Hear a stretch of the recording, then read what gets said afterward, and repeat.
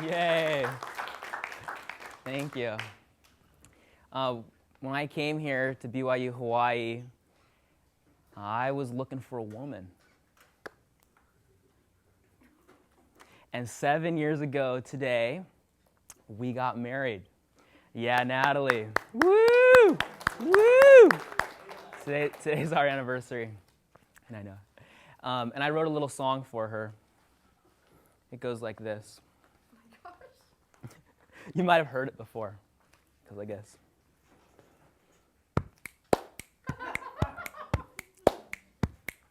Girl, you got it going on. Woo. And when you shake it to the left, you're putty in my palm. And when you shake it to the right, you know I'm blinded by the sight of the love that's in your eyes. You're so beautiful and bright. Thank you. That's my love song to Natalie. Come here, girlfriend. Come. Come here, look. That was so absurd. Thank you. This is Gavin right here. This is boy number 4. Yeah, right here. Super excited. My favorite thing to do is to embarrass my wife because she's so wonderful. When I arrived on this, I was looking for a woman, like I told you, and I had it in my mind. I was gonna, when I was a teenager, I went to EFY. Anybody been to EFY before? Especially for youth. Okay, I went to that, and I was like, I'm gonna find my woman, and she's gonna be an EFY counselor because EFY counselors are hot and they're spiritual, and so, so I became an EFY counselor. And I wasn't looking for any of the participants, okay? I get to get that clear. Sometimes I don't say that part and people think I married a little girl. But no, she was about my age and she was a counselor too. And you know, we knew it was right and we got married right off. And then, why don't you tell us what happened after that, Natalie? Oh my gosh. You want me to just tell the story? Why don't you tell the story? Okay, well, one thing about Richie and I is that we don't wait for things. We think that movement is magic, motion is magic. And when we decided that it was right to get married, we got married. And after we got married, do you wish to keep telling our story? Why don't you tell the whole stop story? Me. You stop And then we'll sing a song together afterwards.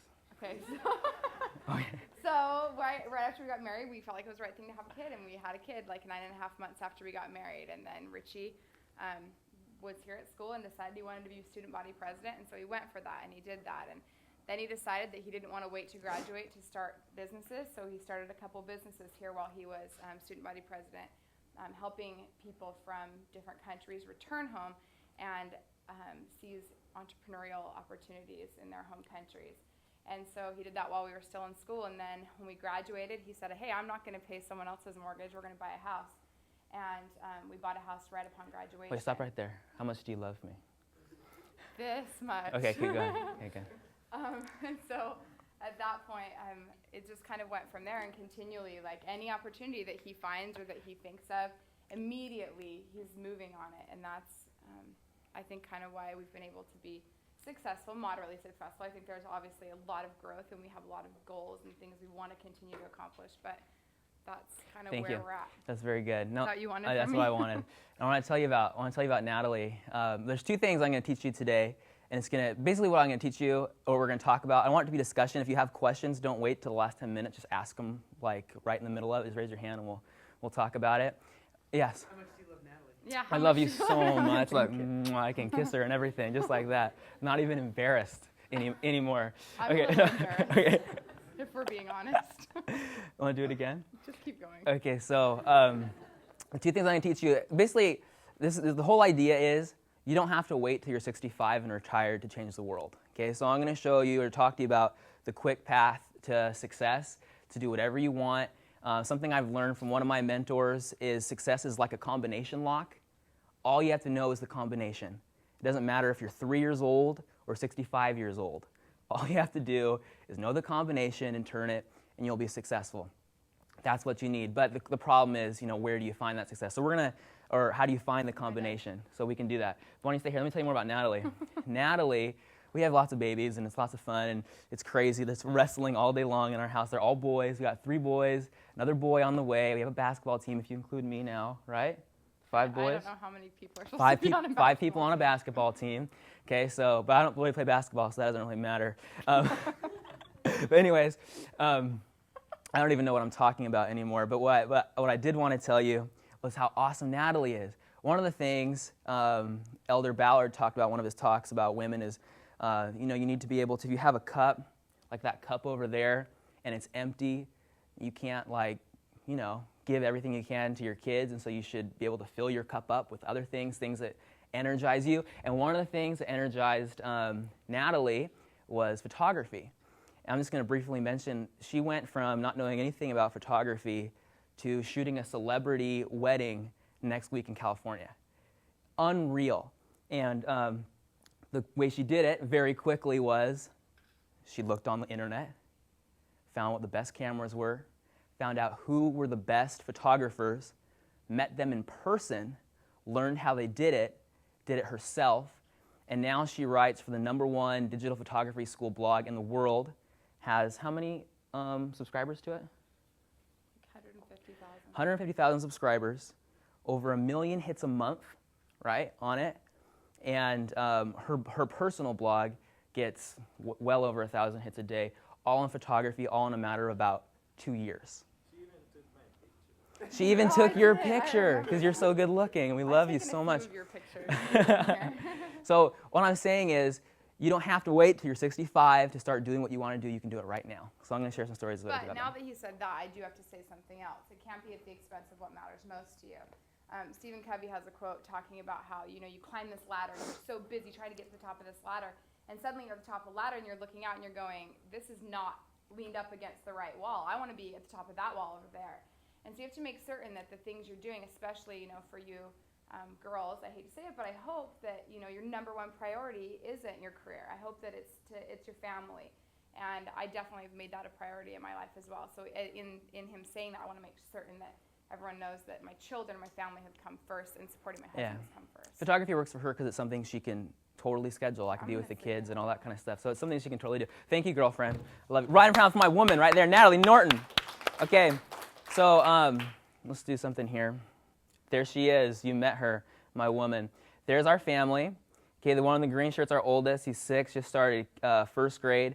The one in the middle is Carden. He's 4, just started some little preschool. The littlest one, his name's Lincoln, and he's 3. Okay, and we have one on the way.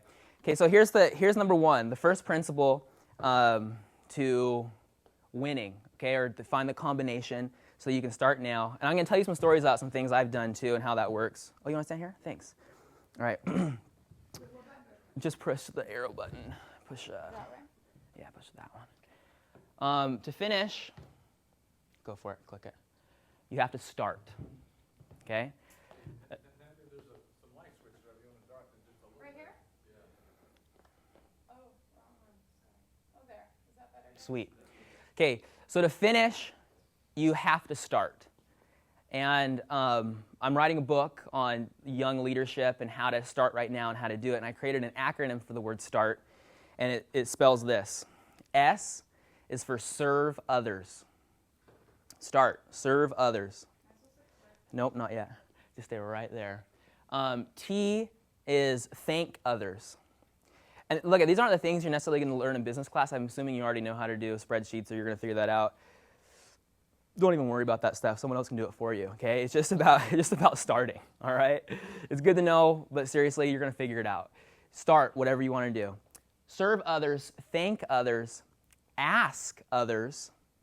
If there's one thing I want you to remember out of this, if you don't remember anything else, it's just the principle of asking. And we'll talk more about that, but I'll just say it right now. If you ask, you'll receive.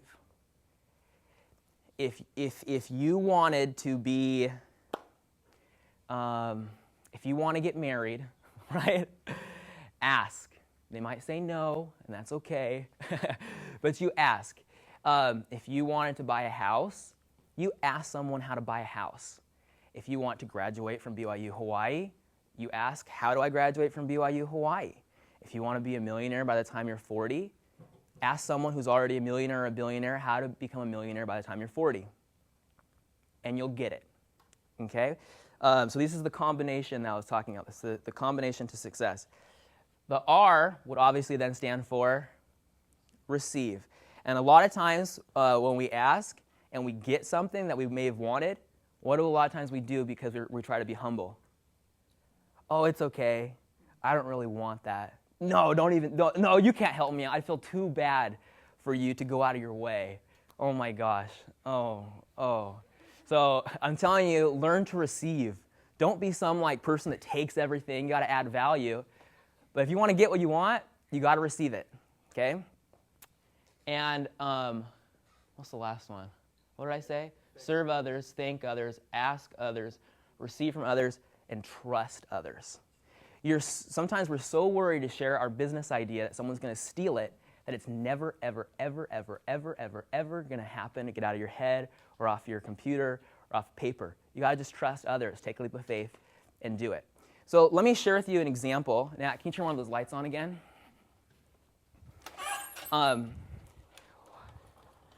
About starting, okay? When I served my mission in Brazil, and when I was there, I saw people that were totally impoverished. And I thought, gosh, how can I help people get out of poverty? And they were very smart people, had tons of talents.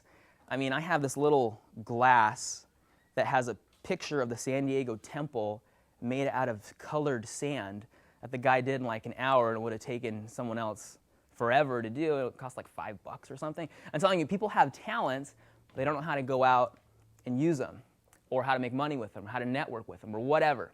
And when I came to BYU Hawaii, and I became student body president, I started learning that behind the scenes, all these students are coming, but very little of them are going back. And that's the whole purpose of BYU Hawaii. So I asked, why aren't you going back?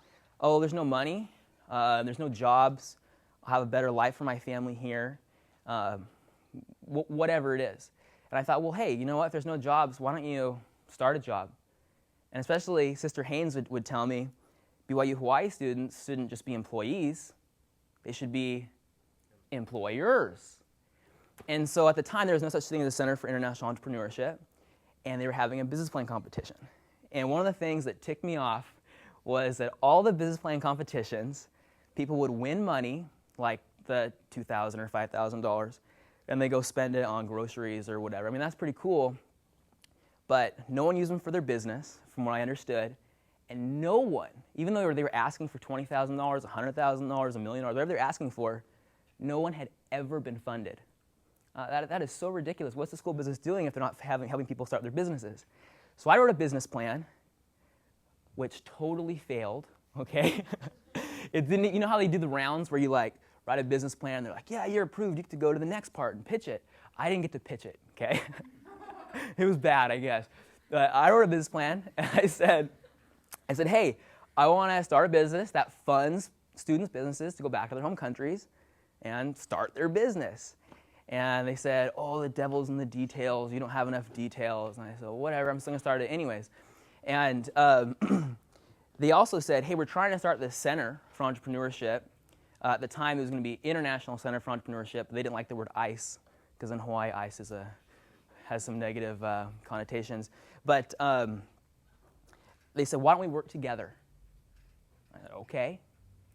They said, there's this girl from Mongolia who won the business plan competition 2 years ago. She already won. Why don't you help her start her business? I'm like, okay. So where am I coming from? My dad's an entrepreneur. He was going to be the money man, okay? BYU Hawaii was then going to feed me the people that want to start businesses. They were going to put us together, and we start businesses. Now, it just so happened that this girl, her name's Aruna from Mongolia, was coming to Hawaii to translate for the embassy in Mongolia. Wow, that's pretty cool. So I called my dad to fly out from California. We met with her, me and Brother Allen and Brother Gibson, professors here at the time, and we went to Mongolia. Started our cashmere business. Met the lawyer the church uses there. Everything came together just because I started. I didn't want to wait.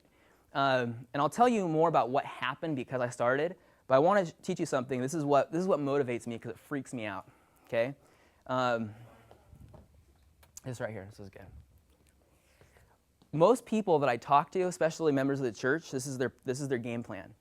I want to be a philanthropist. I want to donate. I want to donate to BYU Hawaii. I want to donate to the world. I want to help return missionaries. And I want to serve 100% in the church. Here's how I'm going to do it. I'm going to go to school. I'm going to graduate from BYU Hawaii. Then I'm going to go on and get a master's degree, possibly a PhD. Then I'm going to work and make my millions. And then by the time I'm about 65, whatever the average retirement is, then I'm really going to go out there and do it. Now watch this. If you're 25 right now, and you already know what you want to do, you want to serve people, right? Serve others. And your plan is to get your education, make some money so that you can retire. And your game plan in your mind is that it's going to take, how many years is that? Oh my gosh. 40 years. You're telling me that you're going to wait 40 years to do what you really want to do when you could start today. Does that make sense? That freaks me out. Why does that freak me out? Because imagine that we have a guy named Pablo. There's a guy named Pablo in South America. Anybody know a Pablo in South America? They're everywhere, okay? So we got Pablo in South America, and let's pretend that Pablo is 20 years old. Yeah, let's say he's 20. And let's say that he just got married to another 20-year-old. And they, over the next few years, they had 3 kids.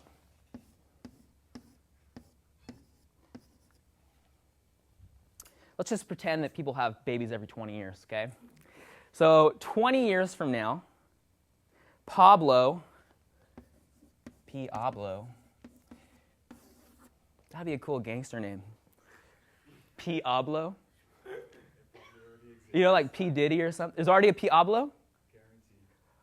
I'm going to be Pablo if I'm a gangster rapper. Okay, so you recorded that one, right? Okay, here we go. 20 years from now, those 3 kids, okay, so let's move it up the ladder here. Pablo and, what's her name? What's his wife's name? Escobar. Maria. Pablo Escobar Maria are, they're now 40. Their 3 kids are now 20. And they each had 3 kids. Okay, 6, 9. Okay, you got it. Okay? We're just making stuff up, but they probably had more kids than that. Okay, so here we go.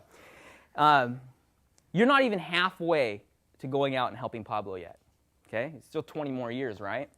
So now, another 20 years pass. Finally, Pablo and Escobar Maria are now 60 years old. They have, what do they have? Now it's getting out of control. Okay, so they have their 3 kids, 1, 2, 3, which equals, and then they have more kids. Wait, 1, 2, 3, then we got 3, 6, 9, and they've all had 3 kids. Is this making sense? So 1, 2, 3, 1, 2, 3, 1, 2, 3. How many kids is that now? 27? 27 kids. They got 27 kids and two. Hello. They had to get married. So we got another 9 over here. Okay? How many is that? 36. Is that 36? 36 plus 2 is 38. A little math lesson today. Okay. It's probably all wrong, okay? So you're telling me that you're going to wait till you're 65 to now go over and help Pablo and Escobar Maria. And are you really going to be able to affect all 38 of the rest of them, plus their other extended family, plus their friends? And even if you could, hey, man, they're probably going to live for another 15 to 20 years, maybe more if they're lucky. What a waste of time. What a waste of time. When you could have went out when you were 25 years old and went over to Pablo and Escobar Maria and said, hey, you got this cool sand thing going on. Why don't I take those and sell those? I didn't do this, I'm just making stuff up. Why don't I take these and go sell these in San Diego in their little gift shop or something? You'll probably be able to make an extra $1,000 a month, and $1,000 a month in your country is maybe like $5,000 or whatever $1,000 a month. So you'll be able to live well, which means you're going to be able to send your 3 kids to college, and then their kids are going to learn how to start businesses, and then their kids are going to become doctors, lawyers, and entrepreneurs, and whatever else. And imagine that affecting their families and other families. So if you don't start today, you just messed over Pablo and Escobar Maria, okay? And their entire family. You just messed over, how many generations is that? Here's them. Let's count them as one generation, 2 generation, 3 generation. If you wait till you're 65 years old, you'll have messed over 4 generations. That's pretty messed up. That's pretty messed up, okay? So again, the idea is we have this false mentality. It's a limiting belief that we have to wait till we're 65 to do what we're going to do. So what I'm going to show you is how can you start when you're 25 and not when you're 65? Does that make sense? That's the idea. Let's put our hands together for that idea. Okay. Okay, so the first thing was obviously start. Serve others, thank others, ask others, seek from others, trust others. Let me tell you something. This is a word I just learned, but I can't remember it. Okay, no, I remember now. It's called processional effects. Processional effects. Basically, it's kind of like the bee theory or bee process where a bee goes and collects honey and they pollinate all the other flowers. When you start, even if you don't know how, Nephi, I'll go and do, he didn't know how, he just went and did it. When you just start, other things will happen that you never anticipated, like a flower, like a bee pollinating flowers. So here's what happened to me. I started this business in Mongolia. Cool, whatever. And look what happened. These are the processional effects I had never had in mind. What that did, and what Brother Gibson told me and hoped would happen, is that it legitimized a need for a Center for International Entrepreneurship. They'd already talked about it. They wanted to go. They weren't going to approve another center. They didn't like centers. But this was, I'm not saying I started the center, but I'm just saying it was one factor that helped legitimize the Center for Entrepreneurship. From there, another entrepreneur in resident funded another business in Cambodia, second one ever, a pig farm, Viesna. He was one of my vice presidents when I was student body president. Okay? Then my dad and I funded another company in Samoa, inflatable bouncer company. They were pretty cool here in Hawaii. So then then they had me speaking at all the PLC meetings, like, look what we did, look how cool we are. And people started to get exciting about it, started hopping on board, and then created what's called a mentor venture capital fund, where we all pooled our money and donated to the school, and those funds are meant when you write a business plan and we think it's good and it's going to work, we'll fund you, and you'll go out. And it's all done through the school. And now we've helped people in Papua New Guinea. We've talked with people in Fiji, Philippines, other places. Okay? It just started happening. Processional effects. Didn't even know about it. Then some other things happened. After I was graduated from being student body president, at the time, I noticed there needed to be a need for a student alumni association. So I started that, and that gave me a job. Now, you keep thinking, I need to write a resume, I need a solid resume, so I can get an awesome job. I would say, forget the resume mentality. It's a bunch of baloney, okay? You can look good on paper, and that's just great, but how many people are kind of like not really what they are on paper? You know what I mean? And they're going to see through you. All you got to do is add value. Just add value. Wherever you are, add value, and you will never be without a job. Just always add value. I don't know how many times, again, I'm not saying this to brag, I'm trying to teach you how you can secure your life's future and fulfill your purpose. Wherever you go, add value. I don't know how many jobs I get offered every year, and I turn them all down. I'm like, no, I want to be an entrepreneur. And one guy even asked me to be a chicken manager in some Kentucky Fried Chicken copy fake thing somewhere. Like, no, I don't want to do that. But I'm just saying, When you add value, people will come to you. Processional effects. Yeah. So you're saying in an economy like this, you were getting offering for jobs? Constantly. Wow. I didn't plant that one right there. Thanks, I know. Okay? I'm just saying, what happened after this, after I started this Mongolia thing and all those things happened at the school, hey, I'm going to be honest with you. The cashmere thing, it's still a work in process. I mean, it's made a little bit of money, nothing exciting. She's not completely self-sustaining. She has started jobs. She has helped people. I'm not going to tell you it's the most successful thing in the world, but I'll tell you this. Who's won the most business plans in the last 3, 4, 5 years? The Mongolians. And somebody told me, Richie, the most important thing you did by starting that was giving the Mongolians hope. Completely changed the mentality. They saw someone had done it, they knew they could do it, and they did it. You got to get rid of those limiting beliefs thinking you can't do it, and go for it. Unreal. So from that, again, I was going back to getting jobs. So then there's this Gladys Knight concert. They thought it was going to be, I'm just giving you kind of history of where I'm coming from, BYU Hawaii. And I'm telling you this because I want you to know that you can start doing stuff at BYU Hawaii right now, I mean like today, this very minute, and that will help you learn how to make money and get jobs when you graduate. If I would have waited to do any of these things until I graduated, we probably wouldn't be in Hawaii. I definitely wouldn't be speaking to you right now. I wouldn't have had the effect on the school and individuals that I had, and I wouldn't be getting the jobs that people asked me to do.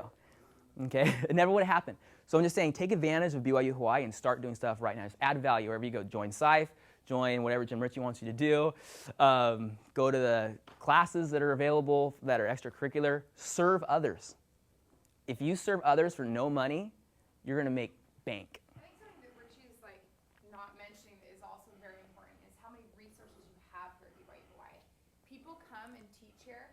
The best of the best of the best come to teach here. Not always, but a lot of the time. The professors that you have are giving up opportunities to teach other places because they want to come and contribute to a church school. A lot of them are volunteers. They've already made millions of dollars, and they're here, and they're totally accessible to you. And so I think that if you take advantage of the resources that you have now, those resources won't be at your fingertips when you leave here. They won't be right next door. You need to take it. That's something that Richie did really well at, was networking with his professors, finding out their strengths, finding out more about them so that they could use them and learn from them. Find out what your professors are good at, and if that's something you want to do, ask them how you can do it too. Seriously, do that today. If you don't, you're blowing it. Seriously, that is where it's at. Let's give a round of applause for our professors at BYU Hawaii. No. Jim Richie, take a bow. Right there.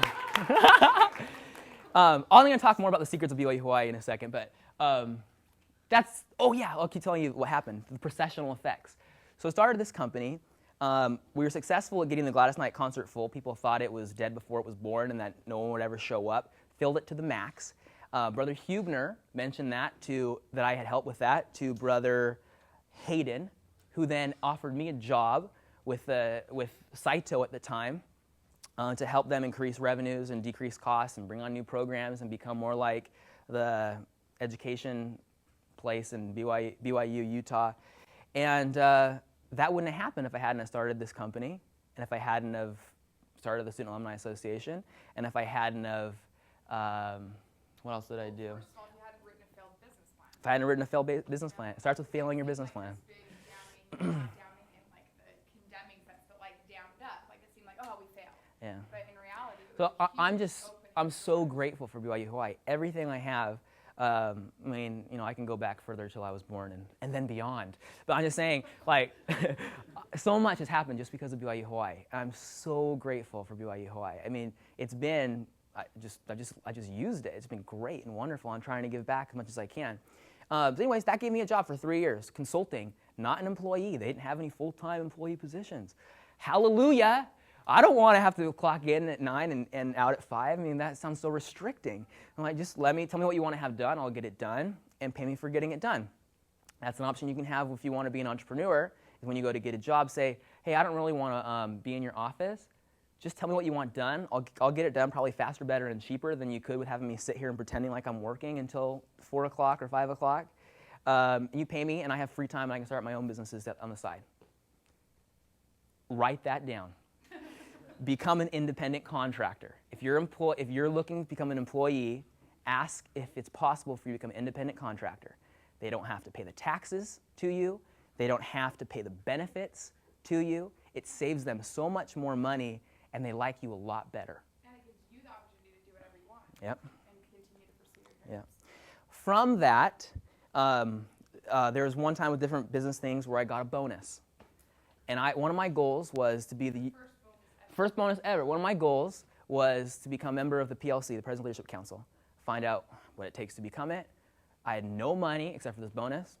Gave it to BYU Hawaii. I met my goal. Yeah, PLC member. I was so excited. Now, why did I do that? One, I wanted to give back to BYU Hawaii. And two, do you know who's sitting in that room? These are the most humble, rich in the entire world. And I network with them. And do you know how many jobs and opportunities and things I've gotten from being a part of that group? Unreal. Networking. So get in with people that are where you want to be, and it will serving others, asking others. Okay, so that's the first one, is just start. Just start. Okay? Let's go for the next one. The second thing, Thomas S. Monson. Look, he's talking about saving Pablo. Is that his name? Yeah, Pablo. I plead with you, this was in 2008. He just said this. I plead with you not to let those most important things pass you by as you plan for that elusive and non-existent, note the word non-existent, future. I'm imagining he's talking about retirement here. When you will have time to do all that you want to do, instead find joy in the journey now. Have you heard how many times this guy says not to wait? Learn from the past, prepare for the future, do now. I mean, it's like in almost every one of his talks, okay? Start right now. I mean, I'm gonna get serious here for a second. Are you really gonna live to be 65? I hope you live to be 203, okay? But sadly, my brother-in-law passed when he was 21 years old. In his sleep. He lived an awesome life, did really cool things. You don't know how much time you have. You really don't. And if you do live to be older, I do financial advising. I sit with people that are retired. I'm sitting with people that are in their 50s, 60s, 70s. They waited for this wonderful time when they could be retired and they could spend time with their husband or wife. Husband and wife are gone. Their health is gone. They don't have the money they thought they would have. I'm telling you, why wait when you can do it right now? Okay, why wait? You can do it right now. Don't wait for that non-existent future. Work as if that future is there, right? And prepare for that, but do as if it doesn't exist. Start right now, okay? All right. Here's number 2. So the first one was start. Here's the other thing I want you to understand. Whatever you're trying to do has nothing to do with you. Like, are you really here to hear me talk, or are you here to learn how you can do it yourself? You don't care about me. You know what I mean? I mean, yeah, we can hug and love and kiss and all. I can kiss you, but you're here for you. You're definitely not here for me. You're at BYU Hawaii not because of President Wheelwright, even though he's the bomb diggity. Okay, he's awesome, but you're here because of what you can learn here from BYU Hawaii. So when you're going out and you're trying to start businesses and make money, don't do it for you. Do it for next. It's about them. It's not about you. It's about them. Okay? And question, would you rather be led by someone you like or someone you hate? Someone you like. And would you rather be a leader that's hated or liked? So here's the secret to being a leader and also selling products. Because people think, oh, the rich, they must have been dirty and evil and stole. Are you kidding me? Do you give money to people that are evil, dirty, and steal? You give it to people you trust. I'm not saying it's always that way. But here's a secret, one of the secret combinations to, secret combinations. Okay, to success. Okay, next one. Like. That's my grandma and grandpa. Just joking, it's not. I found that picture in some like free PowerPoint picture thing, I don't know. Okay, so like. I like acronyms, okay? Here's what it means. I teach young adults this principle about leadership, okay? The principle is being likable. Here's what like stands for. If you want people to like you as a leader and love you as a leader, you L, love others. You I, be interested in others. Something one of my mentors taught me was this. Think back to a time when you were a teenager or whatever. Think about someone you really liked a lot. Was it because they were interesting or because they were interested in you? So when you're talking to other people, it's not, look how cool I am. It's, tell me how cool you are. Let me hear about it. Just be interested in them, and they'll like you. Be kind to others. Smile. I don't know how much, I can't put a price on this right here. I don't know, okay? But if you're like this, are you really ever gonna, like, people ever gonna give you money? And no, they're gonna think you're a weirdo, okay? I'm saying smile, be kind to others, shake people's hands, go out of your way, get out of your box. And the last one is E, be enthusiastic about, this is a long one, enthusiastic about others' successes. It's not like, oh, that guy did so good, I feel like junk now. Stop that. That is so naughty, okay? That's a scarcity mentality. Okay? Use an abundance mentality where everything is good, and if they did it, I can do it too, and let's work together. So love others, be interested in others, be kind to others, and be enthusiastic about others' successes. Okay? All right, next. Okay, there it is. It's not about me. It's about, click next. It's about family, okay? So remember, P. Ablo, it's about his family. It's not just about your family, it's about their families. It's about what they're going to do, how they're going to succeed. And as you focus on that, you'll get good things. For example, when we do financial advising, we ask them, what has to happen 3 years from now for you to feel happy and successful with your progress? Tell them about your family, your education, your finances, what you want to do for the world. What would stop you from doing it? What opportunities do you have? What are your strengths? And we start from a value-based financial advising approach, and they trust us. It's all about them, not about me. Okay? Secret of BYU Hawaii. I already told you a little bit about it, like starting to do stuff here now, but let me tell you this. People say, Richie, how could you stay here and, make it or whatever?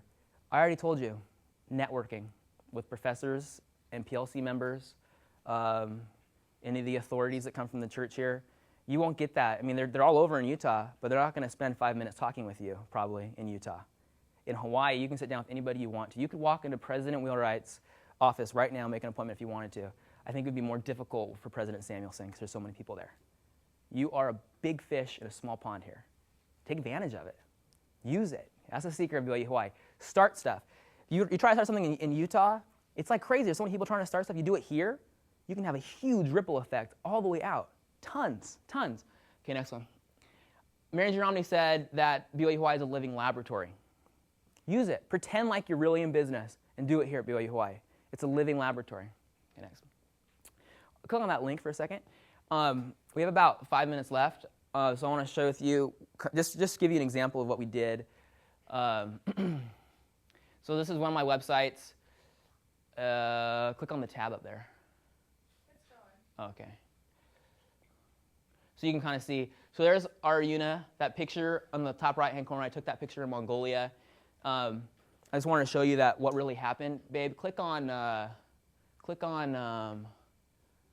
businesses funded. Okay. Click on read full story. Oh, up one. Okay, you can do that one. That's fine. So there's the inflatable bouncers. This is them being made. I think they're made in Texas or something. Okay, just scroll down for a little bit. Got him Howard off a while. There it is in Samoa. Them climbing up on it. There it is. Okay, go back. Let me show you the Aruna one. Yep. There it is. There's the cashmere stuff. Her starting her little business. There's her looms. Getting it going. That's one of the people she hired. She has other people running it for her. If you ever need cashmere, I can get it for you for like 25 cents on the dollar. I mean, it's just crazy, the things that can happen. Networking. Can you imagine? People from 70 different countries here? Do you know what kind of network that is? That's impossible to get anywhere else. Okay? All right. Let's go back to click on the PowerPoint at the bottom. And then click from current slide at the top. Go to the very top under home. Keep going. There you go. No, other one. There you go. Okay. Click next. Click the arrow. So get involved, add value. Okay, keep going. When I came to BYU Hawaii, some of my goals, I put it on my wall when I was in Holiday 4, was start a dance craze. And I really liked how the Tahitians would go like this. And whenever I was sitting by president and the new people were here, I'd have them stand up. And I'd go, okay, guys, we're going to do a dance. And I go, wow, we're going to let everyone do it. Yeah! And we started a dance craze. People do the dances. That was one of my goals. I did it. Other goal is have President Shumway invite me to eat at his house. Happen all the time. Okay? I'm telling you, you put it out there and you think about it and you work towards it, it'll happen. Get married, become student body president, start some square foot gardening. Anybody involved with square foot gardening? Okay, I met Mel Bartholomew in Utah. I said, why don't you come out to BYU Hawaii on your own dime and teach people here? He did. Six Sigma, anybody know Six Sigma? Bill Neal said, hey, Richie, there's this guy that does this. I called him up. Hey, why don't you come out? Found out people didn't have any money to pay for it. Talked to all the schools and said, why don't you sponsor the students and pay for them? Okay. Now it's integrated into the BYU Hawaii curriculum. So you can take Six Sigma. E-Business Conference, same thing. I got sponsors to pay for students to go. Anybody go to the International Business Conference? The top Mormon CEOs from all over the world. Dow Zent, PLC member. We put it together through Saito. Okay. President Leadership Council, I told you about that. Let's go to the next one. Use mentors. I wanted to become a financial advisor, so I met with Doug Andrew, the top financial advisor in the country. No one has lost any money using the strategies we use, even in this turmoil. Not a dime. You can read about the books and how it's used in Misfortune 101, Last Chance Millionaire, and Millionaire by 30. Books that he wrote. I want to write a book. So I talked to Sherry Dew about it. I talked to Andy Andrews about it. These are the top booksellers in the world. I met with Jack Canfield, sold over 100 million books just last week. Find mentors that have done what you want to do, and they'll teach you how to do it. So that combination that I was talking about to open, ask someone who's already done it, and then do it. Okay, next. And you got to believe you can do it. Okay, I'm going to end with this. Come here, Jace.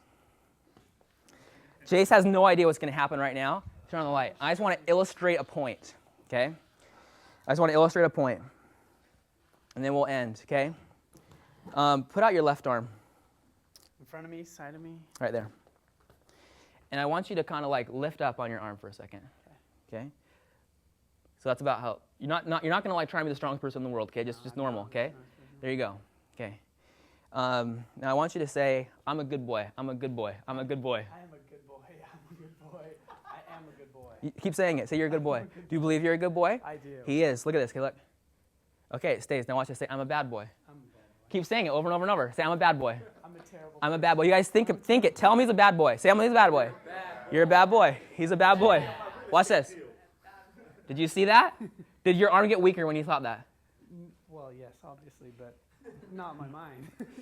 Okay, that's good enough. Wait. Watch this one more.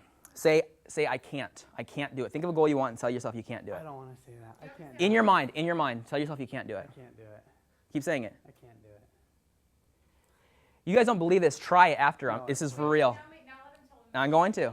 Now say, I will do it. I will do it. Do you believe it? I do. Think about what you're going to do. Will you do it? I will do it. Say, I will do it. I will do it. I will do it. I will do it. I will do it. I'm not pushing any harder. I did not make that up. I learned that from somebody else. I'm just telling you, what you believe affects your entire being. And so if you want to be, this is an entrepreneur class, if you want to start a business and you don't think you can, you won't. If you expect that you will, and even if you don't know how, like Nephi, go and do, you will. And there will be processional effects. Things will happen around you in the Lord's time and in the Lord's way that'll help you to become the leader that influences the world for good, just like President McKay taught. So again, just start. It's not about you. It's about them, okay? And believe. If you do those things, you're going to accomplish everything you want to and way more. And leave that with you in the name of Jesus Christ. Amen.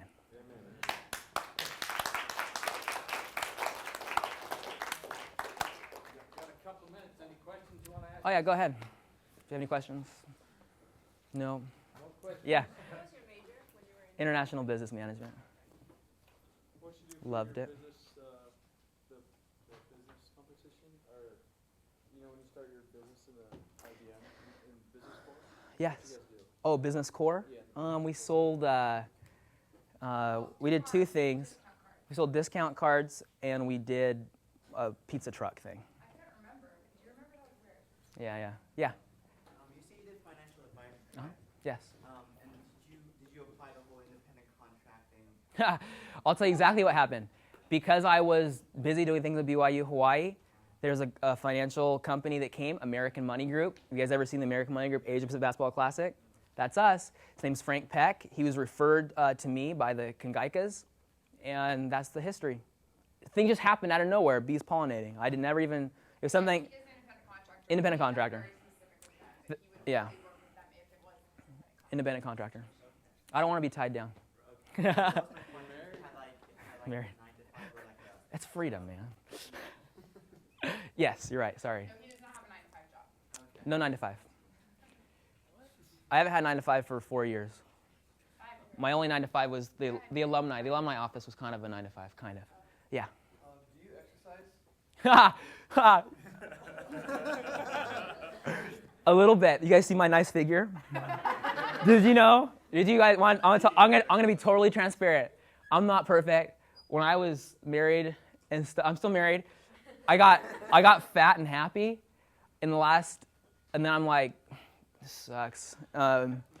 And over a 10-month period, I lost 50 pounds. Eating So different. yes, he does exercise. Exercise a little bit. Just eating? Just eating different. 5-0. That's a lot. I know, that's crazy. More than like 2 of our kids put together.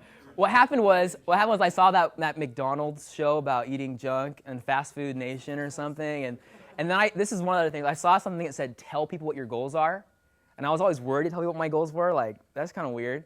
So I told people, I'm going to lose weight. I'm going to lose 50 pounds. And I wasn't. I just wanted to get down to a certain amount. And I said, I'm going to get down to this certain amount. And I'd tell people, I'd text them, hey, I just lost 3 pounds. Hey, I just lost this much. And they're like, this guy is so creepy and weird. But I'm telling you, when you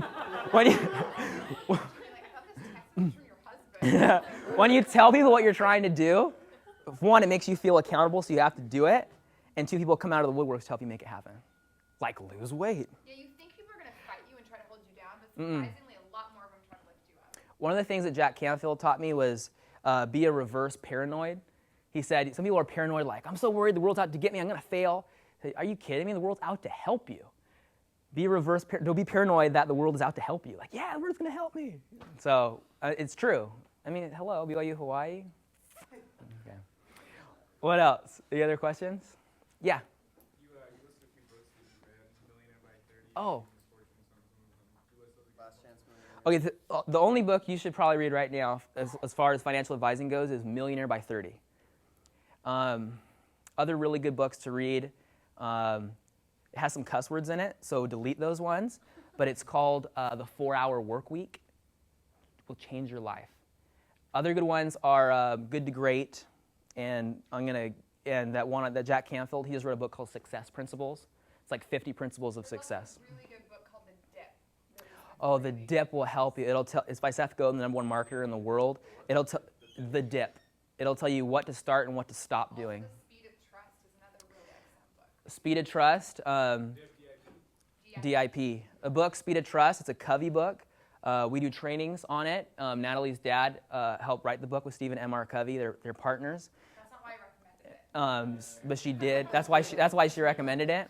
But it'll totally help you. Extending trust, and that book is all about extending smart trust. You should extend trust, but you should be smart about it. Let me tell you one story from that really quick, if that's okay. Hot dog stand in New York. The guy has a super long line, okay? This is about trust. He's trying to figure out what the heck to do because he sees people leaving.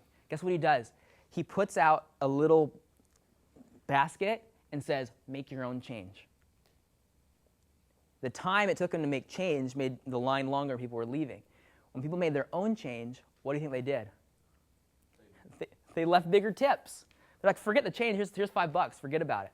Had way more customers, made way more money. That's the speed of trust. Okay? What else? You had one.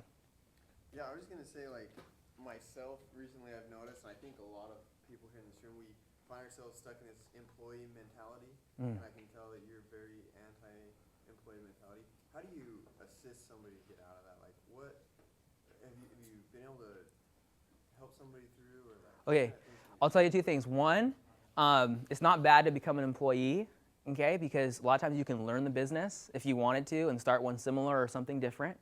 The second thing I'll caution is just follow the spirit. Maybe it is right for you. Well, and additionally, he Yeah. didn't just suddenly quit his job. It wasn't like, okay, I'm just gonna do this. We were secure. He made certain that we were okay. And yes, it was a huge leap of faith, but it wasn't like he graduated from college and was like, okay, that's it. I'll never have a job. He did Yeah. work.